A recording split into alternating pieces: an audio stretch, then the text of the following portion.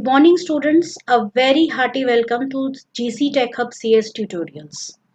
We have been learning much about land design, and in the previous classes I have just started with the prerequisites for land design. So we will be continuing with that topic even today. So in this lecture, we are basically going to discuss about various types of cables which we will be needing, when to use which cable, various types of unguided media, various types of other devices which we have to use. So let us move on to today's class.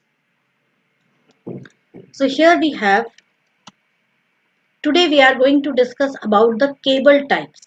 So in this table you can see a lot many different standard cable types and a few information about them.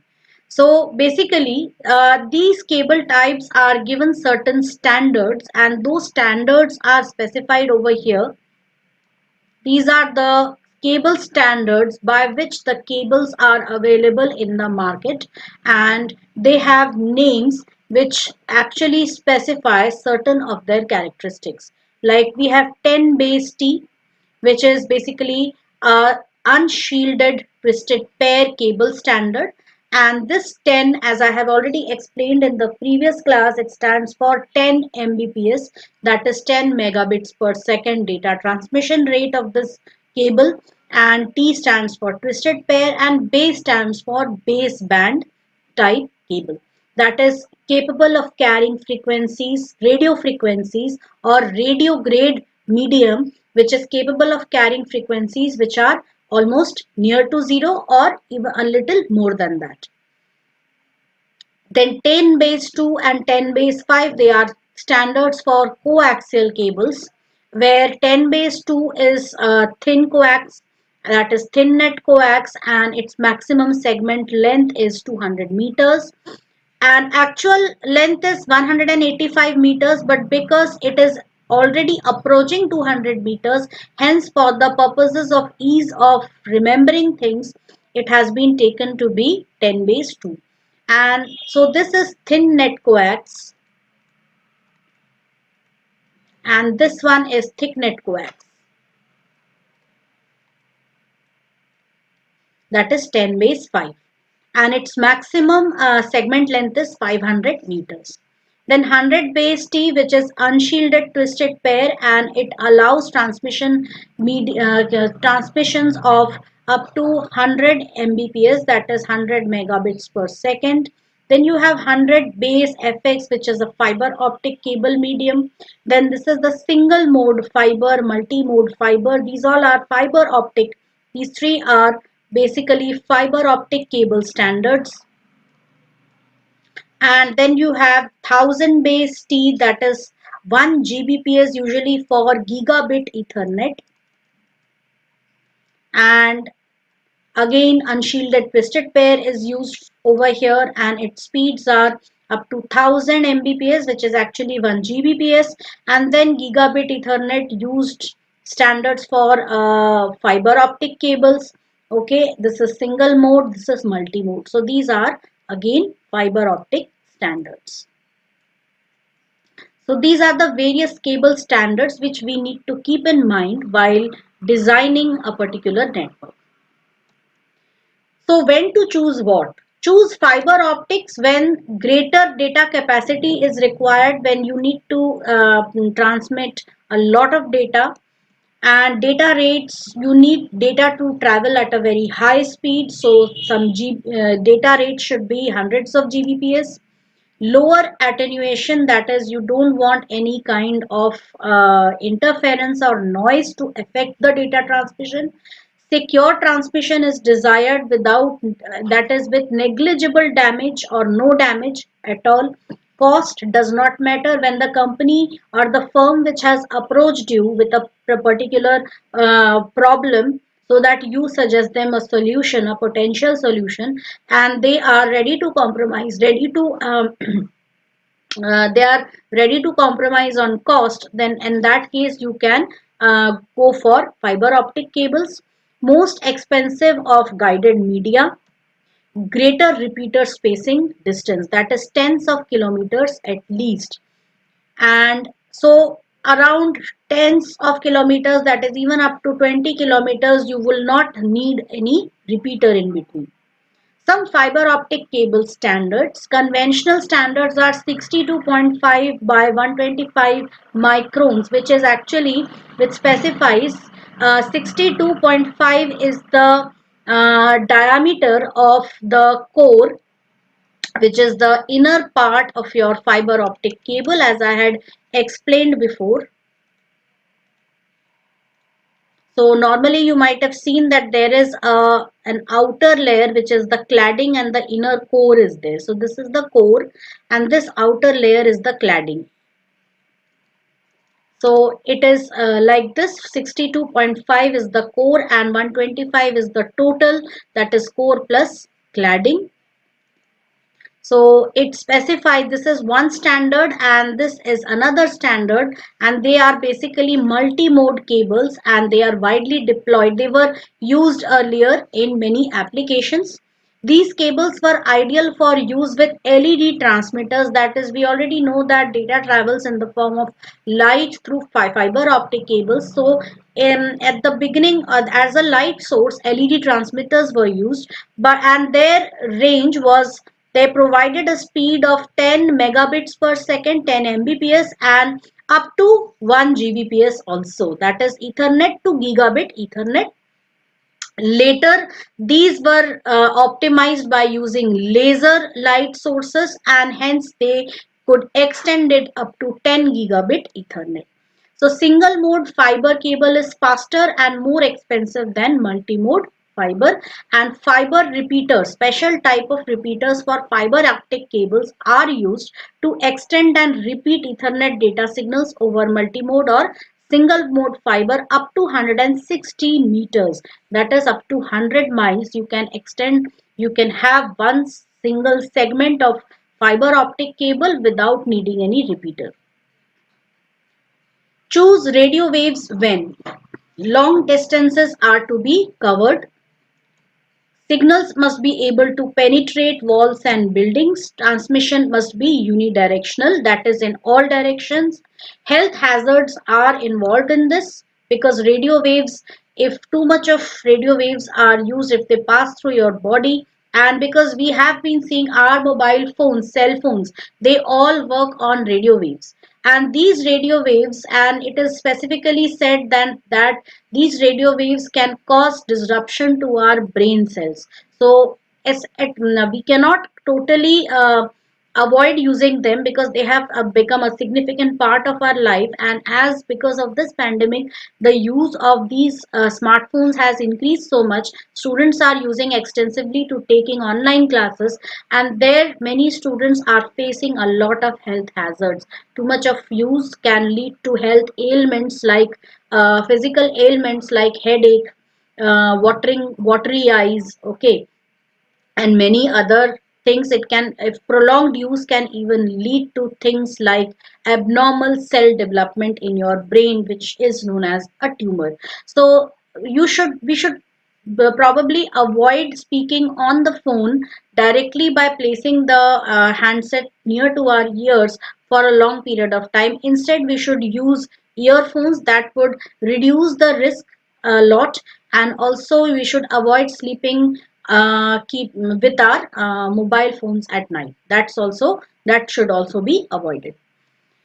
Transmission should be directional. So now next is when to choose microwaves. So microwaves are normally higher frequency radio waves, which are towards the higher end of the spectrum but lower than infrared, so that their transmission is usually directional because they are high frequency waves, that is high energy waves. So in a specific, they can travel in line of sight communication. They could travel in line of sight propagation, and because of this both the sender and the receiver have to be aligned face to face without any obstacle in between. Can be used for long distance telephone service. Repeaters have to be placed every 30 miles. Line of sight transmission is needed. Curvature of earth requires stations every 300 miles. So you can just see it over here. that we have microwave relay station here, we have a relay station here, and so depending upon the curvature of the earth, every 30 miles one station, one microwave relay station has to be or installed, and these actually are repeaters. Okay, that is to strengthen the signal every 30 miles. Height of around 40 to 50 feet, spaced at least 20 to 30 miles apart. Choose satellite when transmission has to take place over a very large area of Earth. Okay, can be used for long distance television distribution, long distance telephone transmission, especially in inaccessible regions where installation of these towers, these mobile towers, or installation of repeaters at every 30 miles is not feasible. Expensive towers and repeaters are needed, subject to interference such as passing airplanes and rain. Of course, it is there. We might have noticed it several times, even at home when we are watching TV, because most of us have subscribed to a satellite digital television network, because of which we have a dish antenna installed outside our house, and whenever there are heavy rains or heavily laden clouds covering the area, so they form an obstruction between the satellite and the antenna, and this that is the reason why signal is lost. So this interference is always there. So the ground equipment transmits the signal to the satellite, and the satellite amplifies the incoming signal and changes the frequency, and then the signal is transmitted back to earth. So the ground equipment receives the signal. So if you have to connect remote places together, then you can use satellite communications. Use infrared when you want to transmit without any licensing hassles. No license needed, cannot penetrate solid balls because they are very high frequency, even higher frequency than microwaves. Hence, purely line of sight communication is required, and this is the reason why most devices operated by a remote have to be in line of sight with the remote. So this is it. You have infrared. Your phone or your remote usually is sensitive to infrared light. You have an infrared receiver. Earlier, when Bluetooth technology wasn't there, this infrared transmission was carried out between the mobile phones. Then a repeater. Why we use a repeater? Basically, a repeater is a very important device, and its task is to regenerate signals. Its task is to regenerate signals. So whatever signals are coming in, maybe they had started like this, but by the time they reach the end of the segment, they have been distorted. So a repeater, what it does is, if a repeater is installed over here, it will amplify the signal and regenerate it. But it will not amplify the noise. The difference between repeater and amplifier is this. Amplifier will amplify everything, whether it is signal or noise. But repeater will only regenerate the original signals and not pass over the noise. So you can see the two segment lengths over here of a same LAN network, where on one segment you have station A and station B, and on the other you have C and D, and there is a repeater in between. So what repeater does is, whatever data is traveling through the repeater, it is just amplifying that signal. So you can see corrupted signal enters the repeater and regenerated signal is generated, whether the data transmission takes place from right to left or left to right. And this is a bridge. A bridge is a device which just connects two different segments of LAN. Any data which has to travel to the other segment will be sent to the bridge, and it will be passed over by the bridge. And if a data is intended for the same segment, the bridge will totally drop that message, because simply that message can travel through this small network segment. what are the functions of a bridge? So you can see like A to D, station A wants to send any data to station B, so it can take place directly without going to the bridge. Whereas if it has to go from A to G, it has to pass through the bridge. Multi-port bridge. So here you can see that this bridge contains multiple ports and it is connecting three LANs, LAN 1, LAN 2 and LAN 3.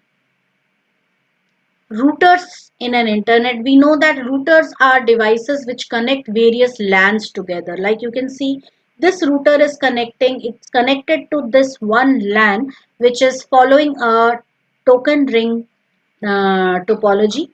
Then here we have a bus topology, another LAN, another network. So this is, we can say this is LAN 1, this is LAN 2, and then we have another ring topology LAN, so we can just name it as LAN 3. Then we have a ring topology over here, this is LAN 4, and we have another bus topology which can be LAN 5. So you can see how these routers are connecting each of the LANs. So if this device wants to send any data to this device, then it will pass it to the router. Router will figure out the best possible path. It will pass it to the next LAN. From there, it will pass on to the next router. And this way, the router is going to just forward the incoming packets and send them to the receiver, to the destination system via different routes. So a different route will be calculated, a different path will be devised for each of the packets to reach their destination. And a gateway.